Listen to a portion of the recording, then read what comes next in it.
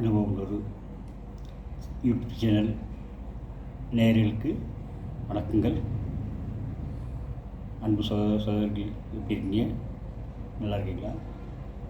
சரி, இன்றைக்கி நான் கஷ்டப்பட்டு படித்த டிப்ளமோ பற்றி உங்கள்கிட்ட பகிர்ந்துக்க போகிறேன்.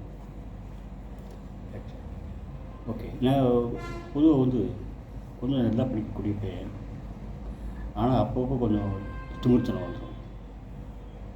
அந்த திமிர்த்தனம் என் வாழ்க்கையே எப்படி பாதிச்சுன்னு ரொம்ப ஆச்சரியப்படுவீங்க. அதாவது எங்கள் ஊரில் இருக்கிற பெரிய பள்ளிக்கூடத்தில் நான் படிச்சுட்டு இருந்தேன். அந்த பள்ளிக்கூடத்தில் கிராமர், இங்கிலீஷ் கிராமர்லாம் நல்லா சொல்லியிருப்பாங்க. எல்லாமே மேத்ஸ் நல்லா சொல்லியிருப்பாங்க. நான் 6வது 7வது 8வது படிக்கும்போது கிளாஸில் ஃபஸ்ட் ரேங்க் வாங்குவேன். அந்த பள்ளியில் படிக்கிறதே பெரிய விஷயம்.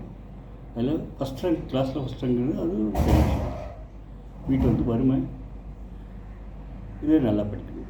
அப்புறம் இந்த வறுமை நிலை மாறிட்டு கொஞ்சம் சௌகரியமாயிடுச்சு. நான் படிக்க கொட்டணுன்னா கொஞ்சம் மெத்தனமாயிடுச்சு. 7 8 நல்லா படிச்சுட்டு 9 10 11 வரப்பு கரெக்ட் எஸ்எல்சி பரிசு எழுதும்போது சுமாராக தான் அது படிக்கல, சரியாக படிக்கல. அதனால் என்னாச்சு, இந்த பாலிடெக்னிக் மட்டும் டெக்ஸ்டைல் படிக்கணும் அப்படின்ட்டு எங்கள் அப்பாலாம் எல்லோரும் விரும்பினாங்க. ஏன்னா அப்போது 40 வருஷம் முன்னாடி டெக்ஸ்டைல் டிப்ளமோ ரொம்ப ஹாட் மாதிரி இருந்துச்சு. இப்போ எப்படி சாஃப்ட் இருக்கோ அந்த மாதிரி.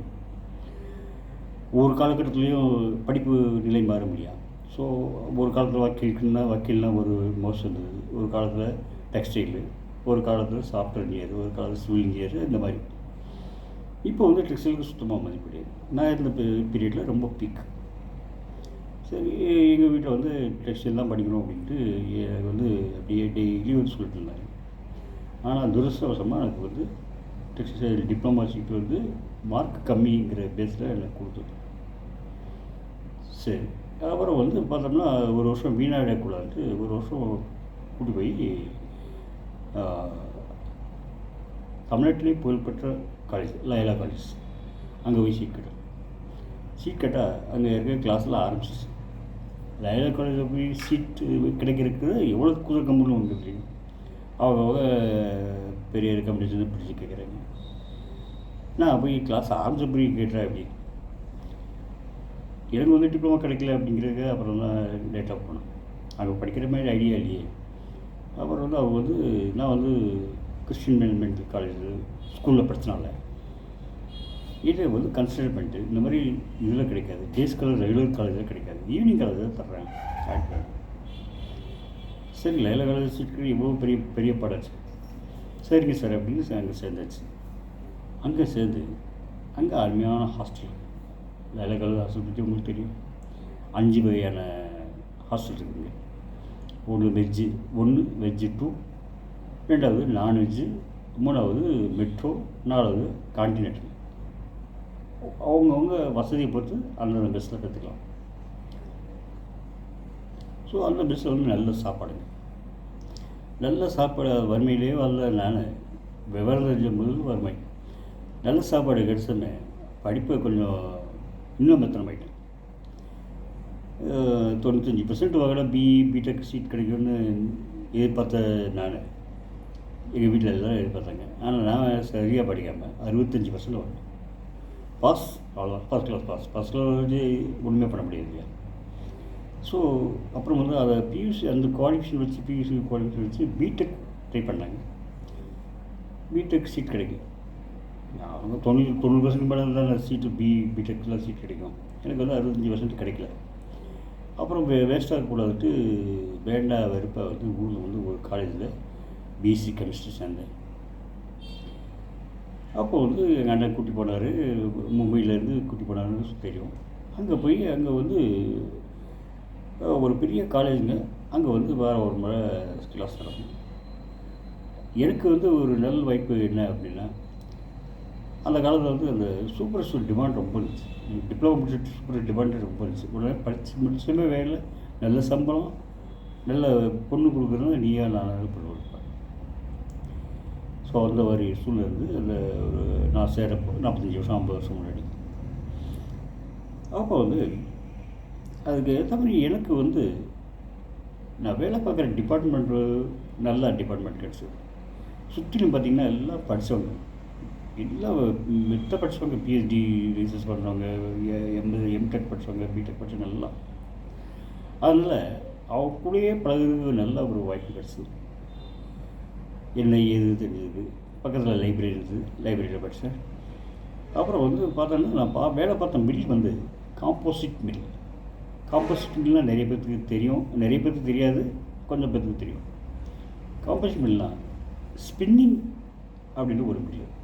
அது பஞ்சிலேருந்து நூல் தயாரிக்கிறது ஸ்பின்னிங். அடுத்து வீவிங், நூலை கொண்டு துணி தயாரிக்கிறது. அடுத்து வந்து ப்ராசஸிங். அந்த ப்ராசஸிங் வந்து என்னென்னா, இந்த துணி தயாரித்ததை ஷர்ட்டாவோ சேலையாவோ ஸ்க்ரீன் போடுறமோ பிரிண்ட் பண்ணுறது, பிரிண்டிங், டையிங், அந்த மாதிரி ப்ராசஸிங். இப்போ நம்ம ஊரில் பார்த்திங்கன்னா எல்லாமே தனித்தனியாக இருக்குது. ஸ்பின்னிங் மில்ஸ் நிறையா இருக்குது, வீவிங் மில் நிறையா இருக்குது. அங்கங்கே 6 அடி 30 அடி அந்த மாதிரி போட்டிருக்காங்க. அப்புறம் எல்லா துணிக்கும் போயிட்டு கரூர், ஈரோட்டில் போய் டையிங் பண்ணுறதோ ப்ராசஸிங் என்ன பண்ணணுமோ பண்ணுறாங்க. ஸோ தனித்தனியாக ஒரு இடத்துல இருக்குது. அங்கே வந்து ஒன்றா இருக்கும். இது ஒன்றா இருந்ததுன்னா அது பேர் காம்போசிட் மில். எனக்கு வந்து என்ன அனுகூலம் அப்படின்னா, அங்கே கிளாஸை சொல்லித்தருவாங்க. உதாரணத்துக்கு ப்ராசஸிங்கில் ஜே பாக்ஸ்னு ஒன்று வரும், ஒரு அமைப்புன்னு வச்சிங்களேன், ஜே பாக்ஸ். அந்த ஜே பாக்ஸில் தான் துணி போய் இதாகும், ப்ராசஸ் ஆகும். இந்த ஸ்பின்னிங்கில் இங்கே தனியாக வேலை பார்க்குறவங்களுக்கு ஜே பாக்ஸ்னால் எத்தனை அடி உயரம், என்ன கலரு, எப்படி இதுன்னு உண்மை தெரியும். இப்போ எனக்கு ஒரு நல்ல வாய்ப்பு கிடச்சதுன்னு, ஜே பாக்ஸில் நேராக ப்ராசஸிங் டிபார்ட்மெண்ட்டுக்கு போயிட்டு ஜே பாக்ஸில் எப்படி இருக்குது, அங்கே என்ன நடக்குதுன்னு தெரியும். அதேமாதிரி ஸ்பின்னிங்கில் வேலை பார்த்தவங்களுக்கு வீவிங்கில் என்ன நடக்குதுன்னு தெரியாது. வீவிங்கில் இருக்கவங்களுக்கு வேலை பார்க்குறவங்களுக்கு இங்கே வந்து தமிழ்நாட்டில் இருக்கிற சொல்கிறேன், ஸ்பின்னிங் இருந்து என்ன நடக்குதுன்னு தெரியாது. எனக்கு வந்து அந்தந்த டிபார்ட்மெண்ட், எல்லா டிபார்ட்மெண்ட் ஒன்றா சார், எல்லா டிபார்ட்மெண்ட்டும் பார்த்துருவோம். ஸோ இது ஒரு முதல் அனுகூலம். ரெண்டாவது அனுகூலம் வந்து கூட வேலை பார்த்தாங்க மேலதிகாரி கூட நல்லா படித்தவங்க. அதனால் என்ன பண்ணுவேன், ஒரு 5 வருஷத்துக்கு கொஸ்டின் பேப்பர் வாங்கிட்டு அந்த அதிகாரிக்கு மேலதிகாரி கொடுத்தேன். எல்லாத்துக்கும் அங்கே வந்து கோர்ஸ் வந்து 2 வருஷம், பார்ட் 1 பார்ட் 2 அப்படின்ட்டு. பார்ட் 1 வந்து ஸ்பின்னிங், வீவிங், கெமிக்கல் ப்ராசஸிங், அப்புறம் ஜென்ரல் இன்ஜினில் கியர்ஸு, இது ஸ்டீம் எப்படி உற்பத்தி பண்ணுறது, பாய்லர் எப்படி வேலை பார்க்குறது, அதெல்லாம் வந்து வரும். என்ன அந்த இவர்கிட்ட போயிட்டு மேலதிகாரிட்ட போயிட்டு அவங்ககிட்ட 5 வருஷம் கொஸ்டின் பேப்பர் கொடுத்து, இதில் நீங்கள் ஒரு கொஸ்டின் பேப்பர் கொடுங்க, ப்ரிப்பேர் பண்ணி எனக்கு கொடுங்க அப்படின்னு. அதை ப்ரிப்பேர் பண்ணிட்டு அதை வந்து அப்படியே எழுதி அதுக்கு மார்க் போடுவார். அது மாதிரி 4 சப்ஜெக்ட்டு 4 பெரியவங்க எழுதி வைப்பேன். எழுதி வாங்கினதில் எனக்கு என்னென்ன ப்ராக்டிஸ் ஆகிடுச்சு, எழுதி ப்ராக்டிஸ் ஆகிடுச்சு. 3 கொஸ்டின் பேப்பர் கொடுப்போம், 3 தடவை கொஸ்டின் பேப்பர் கொடுப்போம், எழுதி ப்ராக்டிஸ் ஆகிடுச்சு. நான் வந்து பார்ட் 1 கிளியர் பண்ணிட்டேன். ஆக்சுவலி என்னென்னா, நான் படித்த கோர்ஸ் வந்து டிப்ளமா வந்து ரொம்ப கஷ்டம். நான் டிப்ளமா முடிச்சு பாஸ் பண்ணதில் அகில இந்திய அளவில் 4% தான் பாஸ் பண்ணாங்க, வெறும் 4%. அப்படின்னா பார்த்தா எவ்வளோ கஷ்டமான கோர்ஸ். ஆக்சுவலி பார்த்தா கோர்ஸ்னு பார்த்தா கஷ்டமானது இல்லை. ஆனால் என்ன ப்ராப்ளம்னா, நான் சொன்ன மாதிரி இந்த தனித்தனி மில்லில் வேலை பார்க்குறாங்களா, ஸ்பின்னிங்கு, வீவிங்கு, ப்ராசஸிங்கு, அவங்களால மற்ற சப்ஜெக்ட் எழுத முடியாது. இது கோர்ஸுடைய இது என்னென்ன, பார்ட் 1 பாஸ் பண்ணிட்டு பார்ட் 2 பாஸ் பண்ணணும். பார்ட் 2 வந்து அவங்க வேலை பார்க்குற டிபார்ட்மெண்ட்டில் பற்றி எழுத சொன்னால் தாராளமாக எழுதுவாங்க. ஆனால் அடுத்த டிபார்ட்மெண்ட் என்ன எழுதுன்னு தெரியாது. அதே மாதிரி கொஸ்டின் பேப்பர் செட் பண்ணுறது அந்தந்த துறையில் இருக்க வல்லுநர்கள் செட் பண்ணுறாங்க. ஆக்சுவலாக மில்லில் வேலை பார்க்குற வல்லுநர்கள். ஸோ அது வந்து அவங்க வந்து ஈஸியான கொஸ்டின்லாம் கேட்க மாட்டாங்க, கஷ்டம் எல்லாம் புரிஞ்சுக்கிட்டால் மட்டும் இப்போ பாஸ் பண்ணலாம், அந்த மாதிரி பண்ணுவாங்க. ஸோ நான் பாஸ் பண்ணிட்டேன். பாஸ் பண்ணி சரி முழு மூச்சு அப்படியே செகண்டு பார்ட் பண்ணாட்டு நினச்சிருந்தேன். அப்போ பார்த்தீங்கன்னா மும்பையில் ஒரு பெரிய ஸ்ட்ரைக். மும்பையில் பார்த்தா எல்லாம் பெரிய பெரிய மில், 100 ஏக்கர், 150 ஏக்கர், 200 ஏக்கர்ன்ட்டு ஒவ்வொரு இதுலேயும் பார்த்தீங்கன்னா 10,000, 15,000, 20,000 தொழிலாளிகள். மொத்தம் ஒரு 65 மில், பெரிய மில் இருந்துச்சு, எல்லாம் காம்போசிட் மில். அதில் வந்து ஏற்கனவே 7 லட்சம் பேர் வேலை பார்த்தாங்க, 7 லட்சம் தொழிலாளிகள் வேலை பார்த்தாங்க. 1982 மிகப்பெரிய ஸ்ட்ரைக். அந்த ஸ்ட்ரைக்கில் எல்லா மில்லும் மூடியாச்சு. ஒரு 1.5 வருஷம் என்னமோ நடந்துச்சு. 1.5 வருஷத்தில் நிறைய மில்லு நலிவடைஞ்ச மில்லாம் மூடிட்டாங்க. எங்களால் நடத்த முடியாதுன்னு மூடிட்டாங்க. ஒரு சில மில்லும் தாக்கு பிடிச்சி வந்தது. அதாவது நான் பார்த்த மில்லு வந்து அது நான் பார்த்த வேலை பார்த்த மில்லு வந்து என்டிசி, நேஷனல் டெக்ஸ்டைல் கார்பரேஷன் அப்படின்ட்டு சென்ட்ரல் கவர்மெண்ட் இருக்குது. அதை டேக் ஓவர் பண்ணிட்டாங்க. டேக் ஓவர் பண்ணதில் பெர்மனெண்ட் ஆளுங்களாம் எடுத்துட்டாங்க. திரும்ப வேலைக்கு எடுத்துக்கிட்டாங்க. நான் பெர்மனெண்ட் ஆகாமல் இருந்தேன். அந்த வீட்டில் எனக்கு வந்து வேலை போயிடுச்சு. வேலை போயிட்டு என்ன பண்ணேன், வேறு எங்கே வேலை போகலாம்னா எல்லா மில்லும் மூடிக்கிறது. வீட்டில் சொல்லிட்டாங்க, சரி ஊருக்கு வான்ட்டு. ஊருக்கு வந்து இங்கே வந்து ஒரு கைலி கடை ஆரம்பித்தேன்.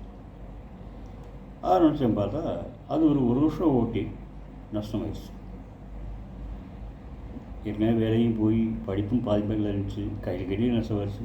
சரி, இவன் எதுக்குமே லாய்க்கில்லை அப்படின்ட்டு ஒரு முத்திரை குடித்தாங்க. அப்புறம் வந்து